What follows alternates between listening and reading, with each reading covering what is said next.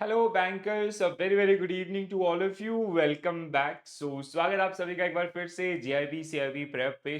जहां पे आज हम लोग डिस्कस करने वाले हैं risk in foreign trade, which is our unit number 7। Okay, so I hope अभी तक के जितने भी पिछले यूनिट्स आप सबने देख लिए होंगे। आज हम लोग बात करेंगे risk in foreign trade and role of export credit guarantee corporation, that is known as corporation और ईसीजीसी, राइट?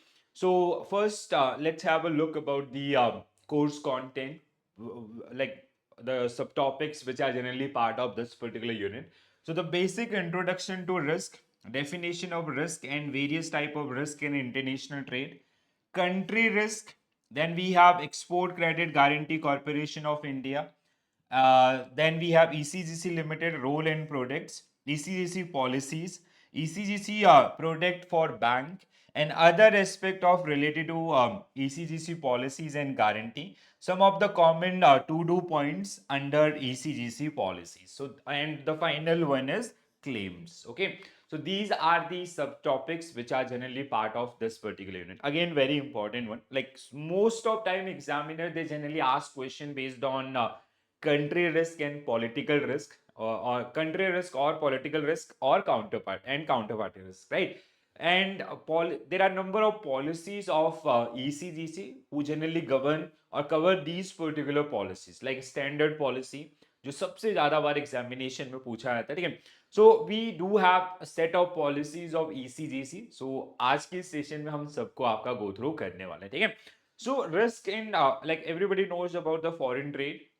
पिछले कुछ समय से हम लोग इसी पे आपका इसी के अराउंड बात कर रहे हैं, ठीक है? अगर हम लोग बात करें रिस्क इन फॉरेन ट्रेड आपका, ठीक है? Risk are basically these are some uncertainties. Due to uncertainties, if we face some kind of financial losses, so that is generally categorized as risk, ठीक है? फॉरेन ट्रेड आपका generally जैसे जहां पे buyer and sellers आपका they belongs to different different countries, तो क्या होता है आपका यहाँ पे बायर रिस्क भी हो सकता है, सेलर रिस्क भी हो सकता है। बायर रिस्क इज लाइक जैसे आपका जो उसने लाइक जैसे बायर की साइड से जो रिस्क हो सकते हैं कि वो पेमेंट्स आपका फुलफिल नहीं करा है, जो भी एग्री टर्म एंड कंडीशंस थी। सेलर साइड पे आपका अगर हम लोग बात करें प्रॉपर शिपमेंट्स आपका नहीं हो रहा है या दस ये सारी चीजें, ठीक है? तो ये सारे एरियाज जिनको हम लोग यहाँ पे डिस्कस करने वाले। So it is defined as the possibility of losses that may arise due to certain uncertainties. अगर हम लोग रिस्क की बात करते हैं, ठीक है, वैसे आप रिस्क को बहुत अच्छे से पढ़ेंगे अगले मॉड्यूल के अंदर, मॉड्यूल बी आपका which is all about the risk management, ठीक है? अब यहाँ पे एक्सपोर्ट इंपोर्ट के अंदर जो रिस्क के एस्पेक्ट है उनको समझते हैं, ठीक है? A risk can be defined as an uncertain events that financial consequences resulting in loss or reduced earnings, an activity which may give profit or result in loss, may be called a risky position due to uncertainty or unpredictability of the activity or a trade in future as well, ठीक है? So we have majorly two type of risk. These risks are majorly categorized between two parts. One is systematic, another one is unsystematic. Systematic, which is non-controllable in nature, and unsystematic, which is controllable in nature, ठीक है? In general categorisation अगर आप देखते हैं किसका, risk का, ठीक है? Systematic, which is related to individual or organizations, and sorry, unsystematic, which is related to individual or organizations, और आपका systematic, which is non controllable, non diversifiable in nature, which is related to as a economy या world economy, इनसे आपका, ठीक है? तो ये एक मेजर कैटेगराइजेशन आपका जो कई बार आप लोगों ने पढ़ा हुआ है। It effect the entire market, systematic risk. Unsystematic आपका जहां पे it is unique and peculiar to a firm, जैसे बायर रिस्क कैन बी, जैसे आपका जो काउंटर पार्टी रिस्क है, it is a case of your unsystematic, जहां पे with the help of letter of credit और any form of guarantee we can diversify that particular one. And systematic risk की बात करते हैं, सो country risk is an example of unsystematic systematic risk. Country risk is systematic risk, why?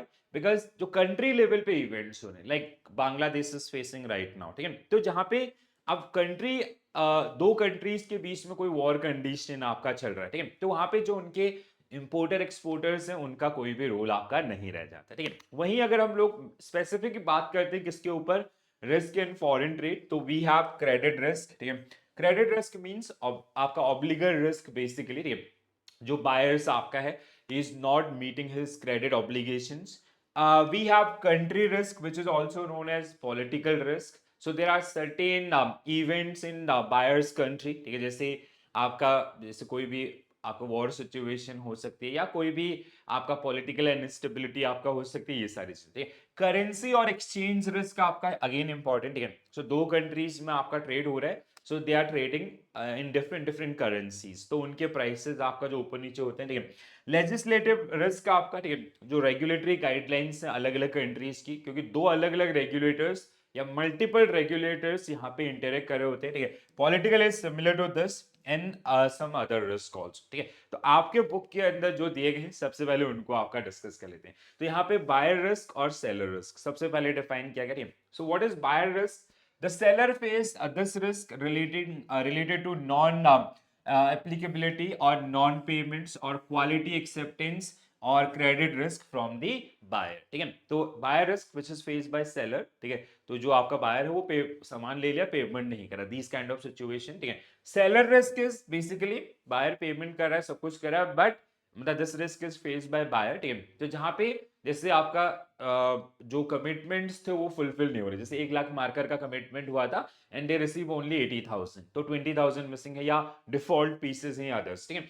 The buyer faced the risk related to the seller's non-shipment of goods after receiving advance payment, may ship poor quality of goods and may ship the goods after considerable delay which may either lead to cancellation or delays, ठीक है. तो ये आपका जो यहाँ पे देखने के लिए आपको मिलेंगे, ठीक है. सो क्रेडिट रिस्क आपका simple, it is kind of buyer risk आपका, ठीक है.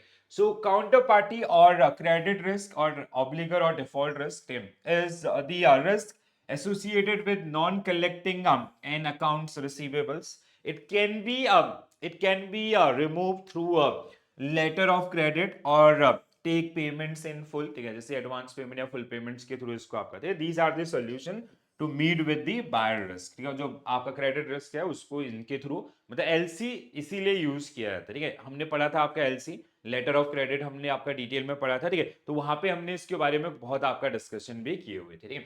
Foreign exchange risk, this usually concern the account payables and receivables for contract that are or soon would be in force. अब इसको कैसे समझोगे? जैसे suppose that आपका there is a buyer from India, ठीक है, एक आपका बायर है इंडिया से, ठीक है, he belongs to India and there is a seller, आपका सेलर फ्रॉम यूएस, ठीक है. Suppose that there is a 10 million US dollar deal between these two, ठीक है, यहाँ पे आपका and for these 10 lakh markers, ठीक है. 10 लाख मार्कर के लिए आपका जो यूएस सेलर है दे आर आस्किंग फॉर आपका 10 मिलियन यूएस डॉलर, ठीक है. इन दोनों के बीच में आपका एक बाय सेल एग्रीमेंट हुआ, ठीक है. अब क्या हुआ, जैसे let's say after the shipments the payments, जैसे टर्म एंड कंडीशंस पेमेंट की क्या है कि जब ये शिपमेंट हो जाएगा उसके 3 महीने के बाद you have to make payments and seller is going to receive payment in dollar. मतलब बायर को आपका पेमेंट किस में करनी है, डॉलर में करनी है. Current price is suppose that $1 is equal to आपका 82.1020. अब 3 महीने के बाद अगर ये प्राइस आपका बढ़ के $1 इक्वल टू हो गया 83.1020, so there is straightforward आपका ₹1 loss per dollar for this particular buyer, ठीक है. तो इसको क्या होगा, $1 के बदले में ₹1 आपका एक्स्ट्रा देना पड़ेगा. So these kind of adverse movements in this particular case, ठीक है. और आपका अदर्स वही आपका एक्सपोर्टर्स के लिए भी हो सकता है. एक्सपोर्टर्स के लिए कैसे होगा ये, ठीक है, कोई एक्सपोर्ट कर रहा है इंडिया से, who is going to receive money in dollar and उस दौरान डॉलर की वैल्यू कम हो गई, सो दैट इज आपका again exchange rate risk. Foreign exchange risk occur when the value of an investment fluctuate due to change in the currency exchange rate. आपका बहुत आसान है, समझ में आ गया होगा आई होप, ठीक है. नेक्स्ट वन आपका whether you are shipping goods abroad or locally, you may face issues such as आपका जैसे कंटेनमेंशन और इसके अलावा सीजर्स, आपका एक्सीडेंट्स, मतलब सिंपल सा चीजें हैं आपके, ठीक है. सो शिपिंग रिस्क क्या है, जब हम लोग शिप को लेके जा रहे थे, ठीक है, वो डूब गया आपका, ठीक है, या ऐसा कोई भी चीज आपकी हो गई, ठीक है, चोरी हो गया उसमें, ऐसा ये सब आपके शिपमेंट्स में। लीगल रिस्क आपका, लीगल वाइज जो चेंजेस आपके हो रहे हैं कंट्रीज के बीच में, ठीक है, relate to any amendment in laws of sellers or buyers country which could result in inability of sellers to export or the buyers to remit the proceed or funds, ठीक है। तो कुछ ऐसे चेंजेस हुए, जैसे बीच में होता है ना इंडिया और मालदीव के बीच में आपका सिचुएशन हो गई थी, तो वहां पे ऐसी सिचुएशंस में क्या होता है कि मतलब कंट्रीज के द्वारा रिस्ट्रिक्शंस लगा दिए गए, अब जो बायर है उसको सामान नहीं मिल रहा, या तो सीज कर दिया गया इंडिया के द्वारा, आप वहां नहीं भेज सकते, या फिर मालदीव्स ने आपका बोल दिया कि आप वहां पेमेंट नहीं कर सकते, ऐसा मतलब ऐसा हुआ नहीं था, ऐसी सिचुएशंस भी बन सकती हैं किसी कंट्री के साथ आपका, ठीक है। तो ये आपके जो रहेंगे, ठीक है। So this could be due to embargoes on countries, ban or restrictions on export of particular goods, ban or restrictions on remittances of funds to particular countries, etc. ठीक है, तो इस तरीके से जो आपका यहाँ पे जो देखने के लिए मिलेगा, ठीक है। अब सबसे इंपॉर्टेंट आपका जो बहुत बार आपको देखने के लिए मिलेगा, दैट इज कंट्री और पॉलिटिकल रिस्क, इसके अलावा आपका काउंटर पार्टी रिस्क, ठीक है। सो कंट्री और जिसको हम लोग आपका पॉलिटिकल रिस्क के नाम से जानते हैं, these risks such as non-tariff trade barriers, central bank exchange regulations, or ban on sale of a certain product in specific countries आपका, और even this can be arise due to आपका any war situation in others, ये भी आपका इसमें रहेंगे, ठीक है। relate to development of the country of buyer or sellers leading to a default in export or payments. This could be due to आपका uncertainty in laws, uncertainty in financial position of country, inharmonious relationship between countries, और fluid political situation जैसे बांग्लादेश में चल रहा है।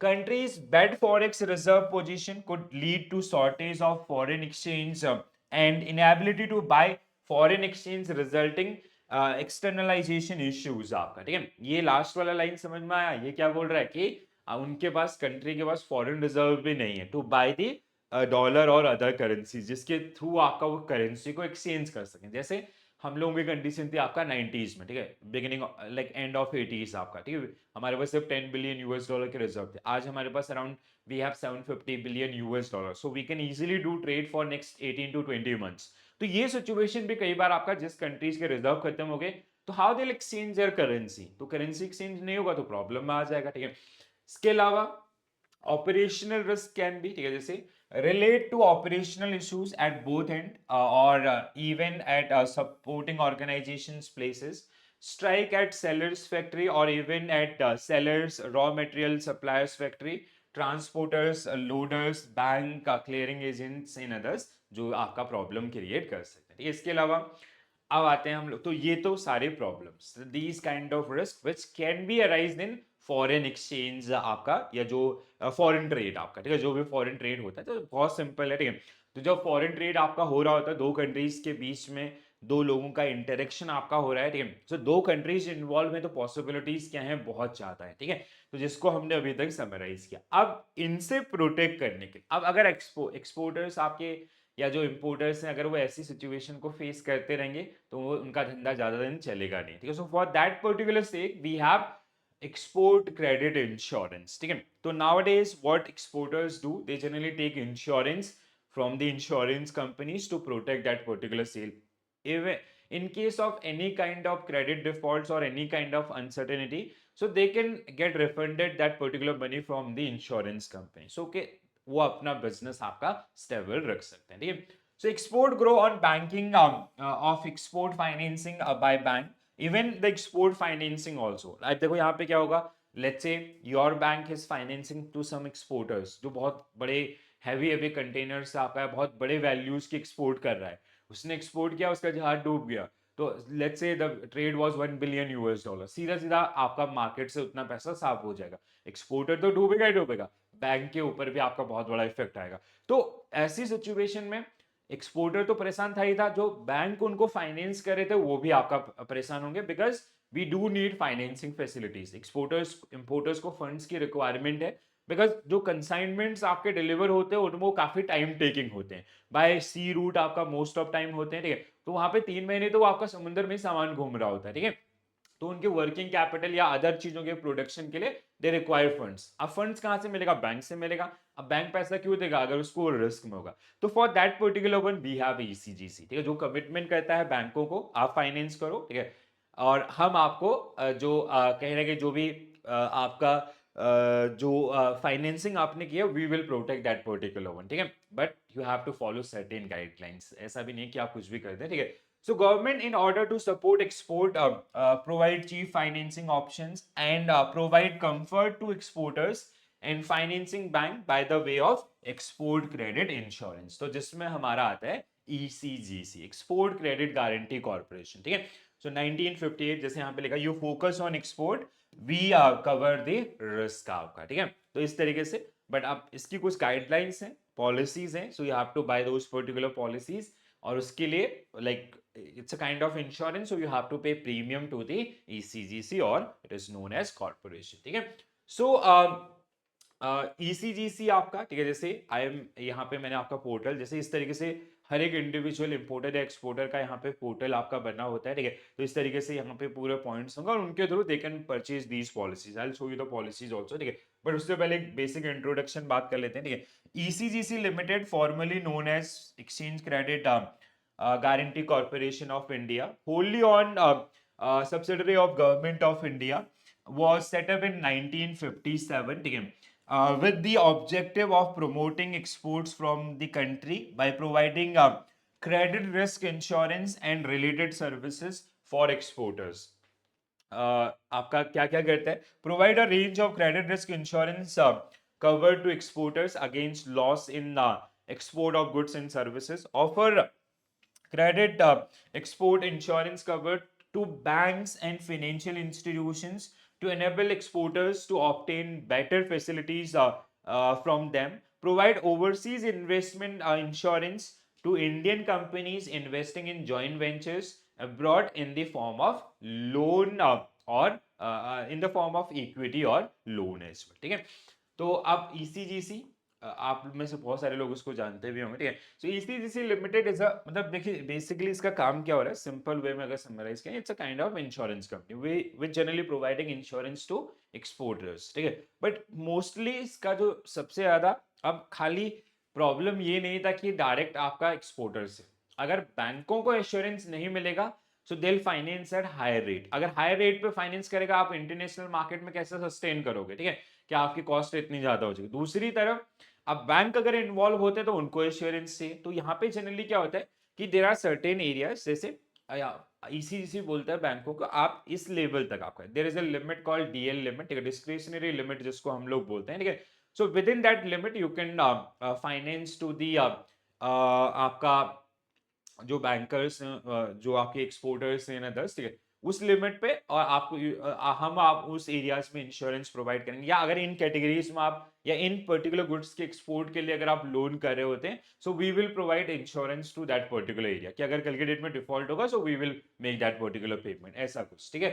So ECGC limited is a credit guarantee institution set up for the promotion of exports by protecting the exporters from any financial losses due to buyers' failures to pay or due to problems of externalization in country of the import by issuing various type of policies to the exporters, ठीक है। तो जिसमें ये आपका country risk या जिसको हम लोग पॉलिटिकल रिस्क भी बोलते हैं, और इसके साथ साथ आपका जो काउंटर पार्टी रिस्क है उसको भी ये कवर कर रहा होता है। At the same time ECGC issue various type of guarantees to bank financing exporters which protect bank in case of losses from their advances to exporters। तो दोनों प्रॉब्लम का समाधान हमें यहाँ पे मिल गया, ठीक है। तो अब यहाँ पे ECGC ने क्या कर रखा है, इसने आपका जैसे ये बहुत सारे एक्सपोर्टर को ब्लैकलिस्ट पे करता है, ठीक है, या फिर आपका कंट्री वाइज आपका 7 ग्रुप्स आपके बनाए हुए कि अगर आप इन कंट्रीज में एक्सपोर्ट करते हैं, ठीक है, तो आपका जैसे कुछ आएंगे आपका किस में, लो रिस्क में, ठीक है, आपका इनसिग्निफिकेंट रिस्क आपका, ठीक है। तो ऐसे 7 कैटेगरीज आपको मिलेंगे। The 7 risk categories of ECGC as follows, ठीक है। इनसिग्निफिकेंट रिस्क, जहां पे मतलब कुछ कंट्रीज जो A1 कैटेगरी के अंदर आएंगे जहां से डिफॉल्ट या हमारे जो कंट्री रिलेशन है दे आर वेरी गुड, ठीक है, तो डिफॉल्ट चांसेस कम है तो प्रीमियम भी क्या होगा वहां पे कम होगा, ठीक है। दूसरा आपका जैसे लो रिस्क है, ठीक है, देन आपका मॉडरेट रिस्क है आपका B1, then moderate risk B2 है, मॉडरेटली हाई रिस्क C1, आपका हाई रिस्क C2 और आपका वेरी हाई रिस्क D, आपका जिसमें D कैटेगरी में रखा गया। दैट मींस यहाँ पे प्रीमियम भी क्या होगा, ज्यादा होगा, या ECGC विल सजेस्ट कि आप यहाँ पे एक्सपोर्ट मत करो, सिंपल सा, ठीक है। So ECGC adopt 7-fold classification covering presently 239 countries, मतलब ये जो 239 countries हैं, they get classified among these 7 different categories. It update and publish the country risk classification on quarterly basis. The country risk classification as on 21 has 207 countries open cover category with risk classification of A1, ठीक है, 207 countries. आपका B2 के अंदर आपका A1 to B2 आपका, sorry, ठीक है, 20 A1 to B2 आपका कितने, 207, 22 countries related rated between C1 and C2, आपका place restricted cover group 1 team, whereas 10 countries rated D and place in restricted cover 10 particular, मतलब यहाँ ये एरियाज ऐसे हैं जहाँ पे सजेस्ट किया गया भैया आप यहाँ पे क्या करो, इनको अगर हो सके तो क्या करें, आपका अवॉइड करें, ठीक है। ये थोड़ा सा क्या है, आपका रिस्की एरियाज आपके। So this classification is quite important, do remember this one. ये नंबर्स चेंज होते रहते हैं, so you can check on your, आपका नंबर पूछेगा नहीं बिकॉज इट इज अ, ये फ्रीक्वेंट चेंज वाला आपका एरिया है, तो बहुत कम चांसेस आपको इसमें मिलेंगे, ठीक है। सो एक्सपोर्ट इंश्योरेंस आपका गुड्स और इसके अलावा रिसीवेबल्स, ठीक है। सो लॉस और डैमेजेस और मरीन इंश्योरेंस के थ्रू, ठीक है। यहाँ पे अगर हम लोग बात करते हैं exchange risk and payment risk, ठीक है, हेजिंग बाय ऑथराइज्ड डीलर्स और क्रेडिट इंश्योरेंस, ठीक है। तो क्रेडिट इंश्योरेंस एंड अदर्स जो आपका यहाँ पे रहेंगे, ठीक है। तो ऑब्जेक्टिव्स जल्दी से एक बार नजर डालते हैं, आई होप अब ये समझ में आ जाएगा, बहुत आसान है, ठीक है, आसानी से आप रिलेट कर पाएंगे इसको। And I share this particular PDF also, so जहां से आप चीजों को आसानी से पढ़ सकते हैं, ठीक है।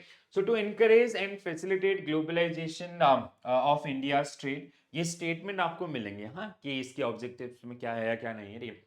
To assist Indian exporters in managing their credit risk by providing timely information on credit worthiness of buyers, bankers and countries, ठीक है। तो यहाँ पे ये काफी इंपॉर्टेंट फंक्शन हो जाता है।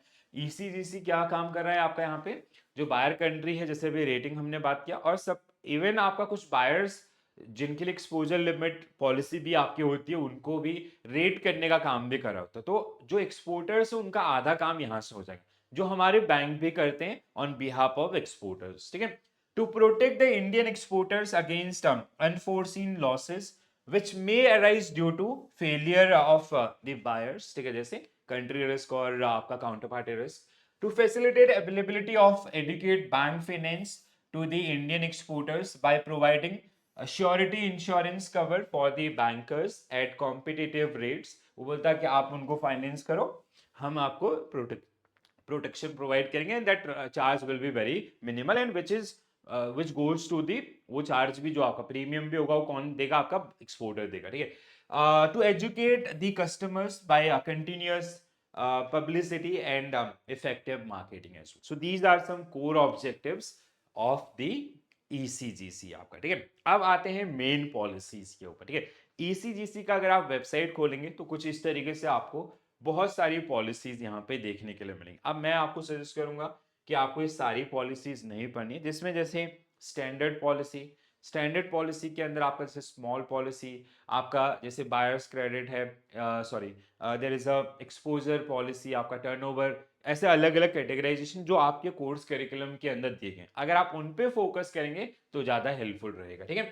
सो ECGC लिमिटेड आपका, अगर हम लोग बात करें जैसे policy, ECGC short term turnover based आपका, ठीक है, जिसमें आपका शिपमेंट कॉम्प्रिहेंसिव रिस्क पॉलिसी, ठीक है, कॉम्प्रिहेंसिव मतलब पॉलिटिकल एंड काउंटर पार्टी दोनों को कवर करेगा, अभी हम इस पे आएंगे, ठीक है। स्मॉल एक्सपोर्टर्स पॉलिसी, ठीक है, जहां पे अमाउंट्स के हिसाब से चीजें आपकी होंगी, ठीक है। Specific shipment policy, services policy, export turnover policy, आपका ये ऐसे एक्सपोर्टर्स जिनका एनुअल आपका जो प्रीमियम है that is more than 10 lakh, ठीक है, मतलब ऐसे वैल्यू एक्सपोर्टर जो ECGC को 10 लाख या उससे ज्यादा का प्रीमियम दे रहे हैं एक साल भर में, तो उनके लिए उसने बनाया है एक्सपोर्ट टर्नओवर पॉलिसी, जहां पर उनको आपका रिलैक्सेशन मिलेगा, ठीक है। एक्सपोर्ट स्पेसिफिक बायर्स, आपका कुछ बायर्स डिसाइडेड है अलग अलग कंट्रीज में, मतलब उनको अगर आप करते हो तो उसके लिए रिलैक्सेशन, ठीक है।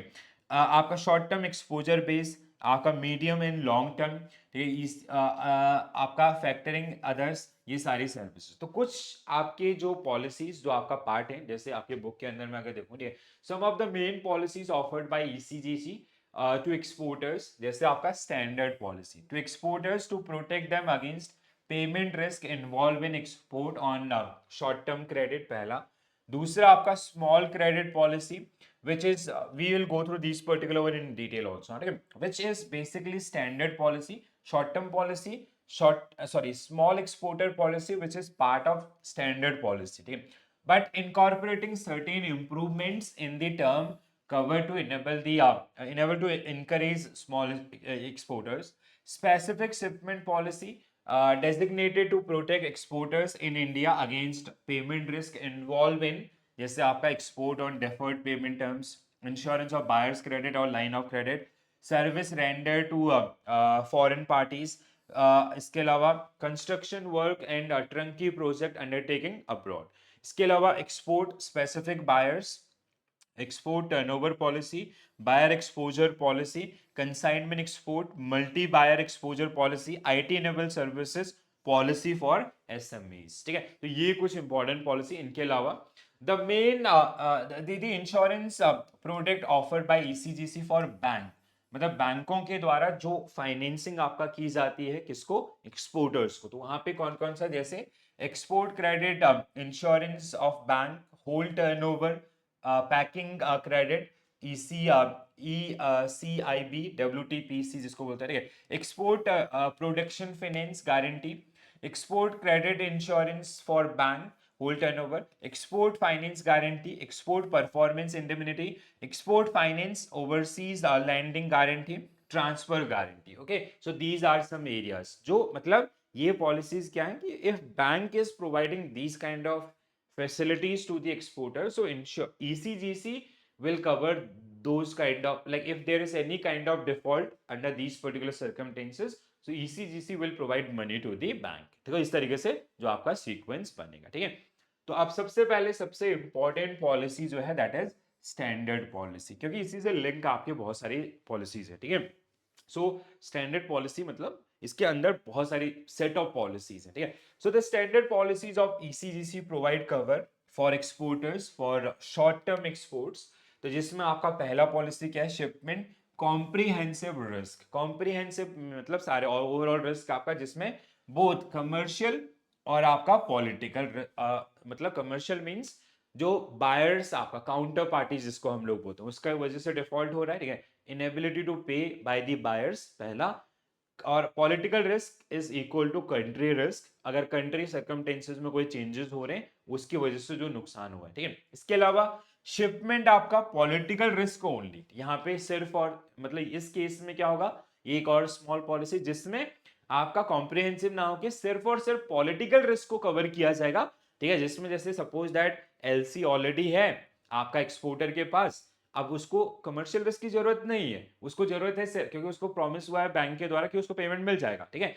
अब उसको जरूरत है पॉलिटिकल रिस्क को कवर करने की, so they can go for shipment policy risk to cover only political risk from the date of shipment, right. इसके अलावा कॉन्ट्रैक्ट आपका, contract standard policy comprehensive risk policy to cover both commercial as well as political risk from the date of contract, आपका जब से contract बना है buyer seller आपका, ठीक है, वहां से आपका टिल दी पेमेंट्स, ये कॉन्ट्रैक्ट पॉलिटिकल रिस्क आपका which will cover political only. ध्यान से इनको थोड़ा सा रिवाइज करना पड़ेगा, आप मतलब इसको पूरा पढ़ेंगे, क्वेश्चन सॉल्व करेंगे, 100% कंफ्यूज होंगे, ठीक है, कोई दिक्कत नहीं, जब प्रैक्टिस पे आएंगे ना, बार बार प्रैक्टिस करोगे तो समझ में आ जाएगा। कमर्शियल एंड पॉलिटिकल रिस्क, ठीक है। सो ये दो मेजर पहलू आपका जिनके ऊपर बात हो रहा है। So commercial it is something related to buyers conditions, उसको जो बायर्स की जो ऑब्लिगेशंस हैं अगर वो फुलफिल नहीं कर पा रहा, so that is commercial. Political we know it is country risk, right. So, covering insolvency of the overseas buyers, protected default buyers, overseas buyers to pay for goods accepted by him within a specified period, usually 4 months from the date of from due date आपका, ठीक है, जो भी उसने payment का वादा किया था।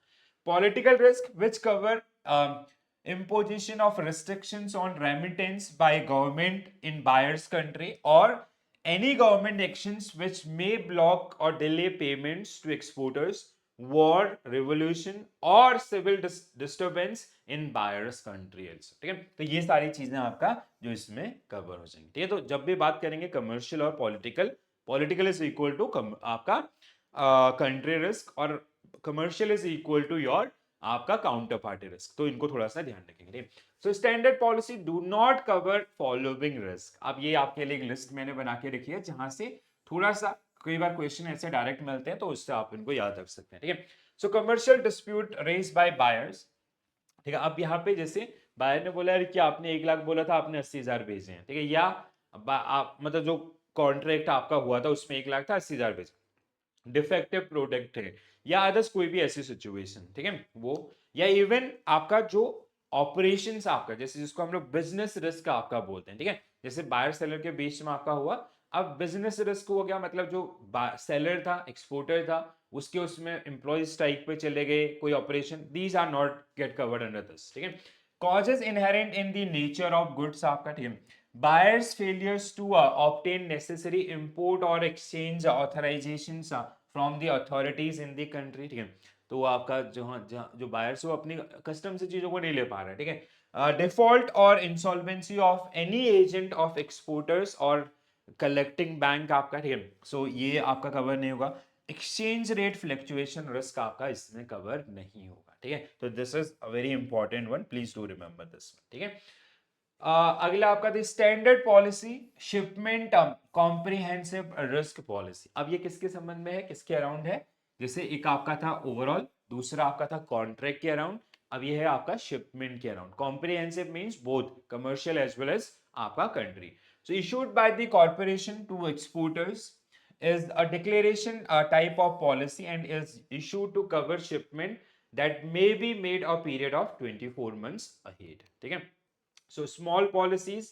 अब स्मॉल पॉलिसीज जो पार्ट है आपका स्टैंडर्ड पॉलिसीज का ही। ठीक है, so small policies is defined as exporter whose anticipated total export turnover for the period of 12 months is not more than 50 lakhs। ठीक है, तो जिनका टर्नओवर क्या है 50 लाख से ज्यादा नहीं है 12 महीने के अंदर एक फाइनेंशियल ईयर के अंदर, so they are generally defined as, मतलब ऐसे जो एक्सपोर्टर्स हैं उनके लिए क्या आता है आपका स्मॉल पॉलिसी। ठीक है, the policy provide cover against commercial risk covering insolvency of the buyer, failure of buyers to make the payment due within 2 months. जैसे वो आपका 5 मंथ्स था, यहाँ पे आपका 2 मंथ्स। ठीक है, from the due date.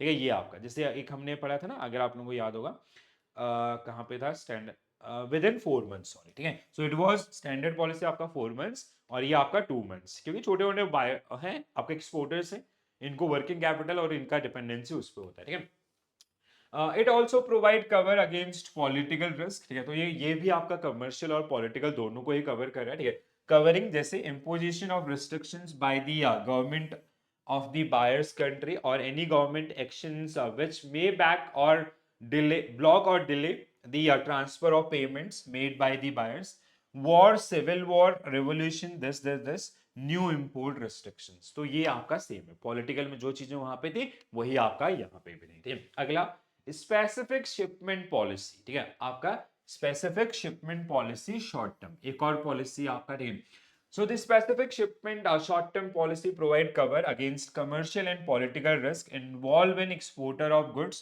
on short-term credit not exceeding 180 days आपका। ठीक है, so 180 दिनों के भीतर आपका जो है उसी को आपका ये कवर कर रहा होता है। ठीक है, so cover under these policies can be taken for shipment made to or made or to be made by exporter to buyers under a contract. These policies be availed by the exporters who do not hold comprehensive policy covering shipment in specific contract। ठीक है, so short term policies could be जैसे specific shipment policy covering commercial and political risk, specific shipment political आपका risk जैसे वहां पे था। Specific shipment insolvency, default of LC और opening bank and political risk policy. ठीक है, तो ये सारे आपका, जैसे वहां पे सेम चीज, अब यहाँ पे चीजें आपको लग रहा होगा कि बार बार रिपीट हो रहे हैं। हर एक पॉलिसी के अंदर जो फीचर्स छोटे छोटे चेंजेस हैं, अदरवाइज ज्यादातर चीजें आपको सेम मिलेंगी। Commercial risk cover by short term policies. Commercial risk में क्या क्या चीजें निकालेगा? इंसॉल्वेंसी ऑफ बायर्स, जैसे वहां पे भी था। Failure of buyer to make payments, वहां पे भी था। Buyers failure to accept the goods, ठीक है, सब्जेक्ट टू सर्टेन कंडीशंस, ठीक है। तो दीज आर दी आपका जो यहाँ पे रहेंगे, ठीक है। और प्रायर पीरियड नॉर्मली 4 मंथ्स, आपका जो ड्यू डेट है वो सेम रखा गया। पॉलिटिकल रिस्क कौन कौन से कवर करेगा? So imposition of restrictions by government of the buyers country, war, civil revolutions and others, ठीक है। New import restrictions or cancellation of a valid import license, interruption of voyages outside India and others, ठीक है। Any other cause of loss occurring outside India not normally insured by general insurance and beyond the control of both exporter and buyers, आपका ठीक है। तो ये भी आपका, ये दोनों ही आपका डिट्टो सेम है, ठीक है, इसमें कुछ भी चेंजेस नहीं। अगर वो पॉलिटिकल रिस्क कवर करे, that means they are going to cover these particular thing. अगर वो आपका कमर्शियल रिस्क कवर कर रहा है, तो वो आपका इन सब चीजों को कवर कर रहा होता है, ठीक है। Small policy, small exporters policy does not cover losses arising due to, कौन कौन से आपका नहीं कवर करेगा?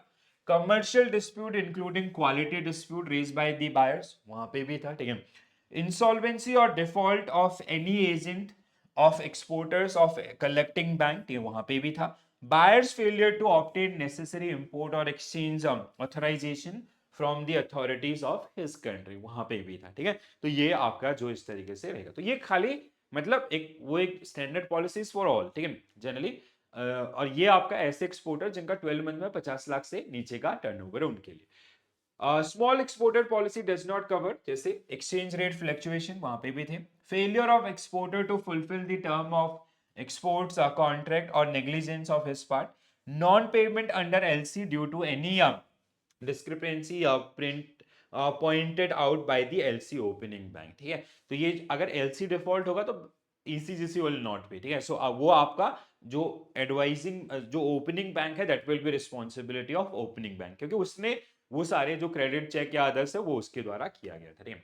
अब अगली पॉलिसी हमारे पास है एक्सपोर्टर्स स्पेसिफिक बायर्स, आपका ठीक है। Exporters specific buyers buyer wise policy, ठीक है। Exporters specific buyer wise policy short term provide cover to Indian exporters against commercial and political risk involve in export of goods on short term credit to a particular buyers, ठीक है। तो यहाँ पे buyers का list है, ठीक है। उन बायर्स को अगर आप दे रहे हो, ठीक है, तो एक मतलब जैसे जनरल क्या हो गया, एक नॉर्मल ट्रेड हो गया। अब यहाँ पे ईसीजीसी ने लिस्ट आउट किया कुछ बायर्स को, या बैंक रिकमेंड करते हैं उनको, अगर आप ये फाइनेंसिंग करते हो तो उसके लिए काम करेगा। All shipment to buyers in respect of whom the policy is issued will have to be covered. However, there is a provision to permit exclusion of shipments under LCS, ठीक है। Exporters specific buyer policy, these policies are 3 type, जैसे buyers commercial and political risk, पहला common. दूसरा आपका political risk only, ठीक है। तीसरा buyer wise insolvency and default of LC, opening bank and political risk, ठीक है। पहला सेम, दूसरा सेम, ये हमने पास्ट में भी, वो स्टैंडर्ड पॉलिसी था या स्मॉल पॉलिसी था, दोनों में सेम था। इसमें क्या है, insolvency and default of LC, जो ओपनिंग बैंक है वो अगर डिफॉल्ट करे तो वो भी कवर किया जाएगा, ठीक है। दूसरा पॉलिटिकल रिस्क आपके होंगे। तो मतलब होता है ना, हम लोग अलग अलग प्रोडक्ट बनाते हैं, तो ये अलग अलग प्रोडक्ट बनाए गए हैं, तो जिसकी जो सुटेबिलिटी है उसके हिसाब से वो उसको अडॉप्ट कर सकता है। बायर्स एक्सपोजर पॉलिसी, ठीक है। अब अगला, ठीक है, a variant to this policy is buyer exposures policy. This is specifically designed for a large exporters to enable them to cover their exposures on a particular buyers on the basis of expected exposures. So two type of exposure policy. One is covering the risk on specific buyers, and another one is covering the risk on all buyers are offered, ठीक है। तो यहाँ पे एक specific और आपका एक all buyers, ठीक है। So export turnover policy is आप अगला जो है आपके पास एक्सपोर्ट टर्नओवर पॉलिसी, जैसे मैंने आपको स्टार्टिंग में ये बताया था, बहुत इंपॉर्टेंट, बहुत बार पूछता है ये नंबर खासकर, ठीक है। So export turnover policy is a variation of the standard policy for which benefit of large exporters who contribute not less than 10 lakh per annum toward the premium to the corporation. ठीक है, तो ये ऐसे exporters हैं जिनका जो turnover है आपका 10 लाख या उससे ज्यादा का हो रहा है पर एनम आपका, जिससे मतलब 10 लाख से ज्यादा का प्रीमियम ये दे रहे हैं किसको, ईसीजीसी को, तो उनके लिए अलग से पॉलिसी, तो उनको कुछ एडिशनल बेनिफिट मिलने चाहिए। ठीक है, so therefore, all the exporters whose turnover is likely to exceed the premium payable ECC 10 lakh in a year are entitled to avail this particular one. ठीक है, ECGC प्रोडक्ट फॉर बैंक। अब अगला part जो हमारा है that is ECGC product for bank. अभी तक हमने ECGC जो पॉलिसीज हैं, सो जो आपका जो एक्सपोर्टर्स हैं they can directly take from the ECGC। अब बैंक अगर फाइनेंसिंग में इन्वॉल्व हो रहा है तो क्या क्या रहेंगे। So while it is essential that exporter continue to get timely and adequate export credit both at pre-shipment and post-shipment stages, ये हमने पढ़े हुए हैं पिछले उसमें, नहीं प्री-शिपमेंट में हमने पैकिंग क्रेडिट आपका पढ़ा था, पोस्ट-शिपमेंट में हमने पढ़े थे बहुत सारे, जैसे जो अल्टरनेटिव सोर्स फैक्टरिंग, फोरफिटिंग, ये सारे जो भी एरियाज थे। ठीक है, और basically it is based on bills, जो बिल्स रिसीवेबल्स हैं उनके ऊपर। ठीक है, so that the best possible potential for exporters can be realized, bank will be willing to release such facilities freely only if the advances are utilized properly and realized in time basis, otherwise bank भी problem में आ जाएगा। तो यहाँ पे बहुत सारी list, जैसे packing credit insurance, जो क्या है आपका, जो प्री शिपमेंट लोन हमने जो पढ़ा था, ठीक है, 90 डेज वाला। Exporters production finance, again same use से, ठीक है। Post shipment export credit institution, exporter finance guarantee, exporter performance guarantee, exporter finance overseas landing guarantee. So these are some areas, major policies जो इसमें आपको देखने के लिए मिलेंगे। ठीक है, तो इसमें ECGC with the intention of giving protection to the bankers against losses on account of their financial lending to their exporters clientele has been providing credit insurance to financial institution banks also. This in turn lead to an additional security for bankers and thus translate into adequate financial support to the exporters. अगर bank protected रहेंगे तो उनको export finance करने में ज्यादा problem नहीं आएगी। ठीक है, तो जिसमें आपका पैकिंग क्रेडिट इंश्योरेंस पहला पॉलिसी था। ठीक है, so any loan given to exporters for the manufacturer processing, purchasing, or packing of goods meant for export against a firm order or letter of credit qualify for packing credit guarantee। पहला, ठीक है, आपका it is issued for a period of 1 year against a proposal made for a purpose and cover all advances that may be made by the bank during the period to a given exporters within an approve limit. ठीक है, अब देखो यहाँ पे generally क्या है ना कि जैसे आपका जनरल अगर हम इसको बात करते हैं, जैसे जो आपका प्री शिपमेंट लोन है, it is usually working capital source of working capital finance and it is for 90 days, एक एक्सपोर्ट पे जो रहता है, एक्सपोर्ट टू एक्सपोर्ट। बट ये जो पॉलिसी कवर देगा वो किस तरीके से एक पर्टिकुलर लिमिट के ऊपर दिया जाएगा और उसके हिसाब से 1 साल के लिए उसको आपका इश्यू किया जाता है। ठीक है, packing credit insurance, the claim is payable in case of pre-shipment credit granted is not paid within 4 months। Again same time है तो याद करना आसान हो जाएगा, from the due date of the loan। Bank is required to notify the limit sanction to the exporter customers within 30 days of the sanctions, and bank are required to take approval of the corporation if they exceed an agreed value which is known as discretionary limit। ठीक है, ये बहुत important है, DL limit जिसको हम लोग बोलते हैं। ठीक है, डिस्क्रिशनरी लिमिट आपका, this is a limit which is decided by the or negotiated between bank and ECGC corporation जिसको हम लोग बोलते हैं। ठीक है, जैसे मतलब ECGC ने क्या बोला है कि जैसे ECGC ने एक बैंक को दिया कि 1 करोड़ का आपका DL लिमिट है। ठीक है, सपोज दैट किसी स्पेसिफिक एक्सपोर्टर पे या बैंक वाइज आपका, तो इसका मतलब है कि अगर आप 1 करोड़ रुपए तक का लोन दे रहे हो एक्सपोर्टर को, so you do not need to check with ECGC, आपको कोई फर्दर अप्रूवल लेने या इसकी जरूरत नहीं है। ठीक है, you can simply grant that particular loan to the exporters, और अगर डिफॉल्ट होगा सो वी विल कवर, जो आपका प्रीमियम जो है वो पे अगर हो रहा है, सारी चीजें हो रही है। ठीक है, तो दिस इज द सिचुएशन। अब अगर एक्सपोर्टर को चाहिए 1 करोड़ 20 लाख का, ठीक है, प्लस 20 लाख और चाहिए। ठीक है, तो first like bank can not grant this entire money. ठीक है, तो वो क्या करेगा, पहले ईसीजीसी से आपका क्या करेगा, आपका परमिशन लेगा, then only he is allowed. ठीक है, तो this is the meaning of discretionary limit या डीएल लिमिट जिसको हम लोग बोलते हैं। एक्सपोर्ट प्रोटेक्शन फाइनेंस गारंटी अगला स्कीम जो था, ठीक है, this guarantee cover the advances given by bank against incentives or receivables at the pre shipment stage।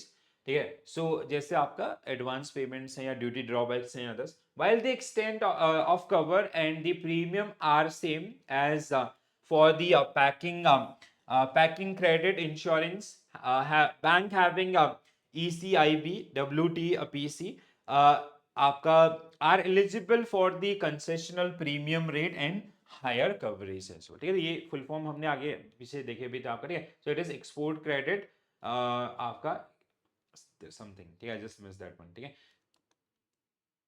मतलब पैकिंग क्रेडिट आपका, it was packing credit something. ठीक है, पोस्ट शिपमेंट क्रेडिट इंश्योरेंस। ठीक है, so post shipment credit insurance, a bank और financial institution dealing with foreign exchange is eligible to obtain whole turnover cover for all accounts ECBIB whole turnover आपका PS post sales और post shipments।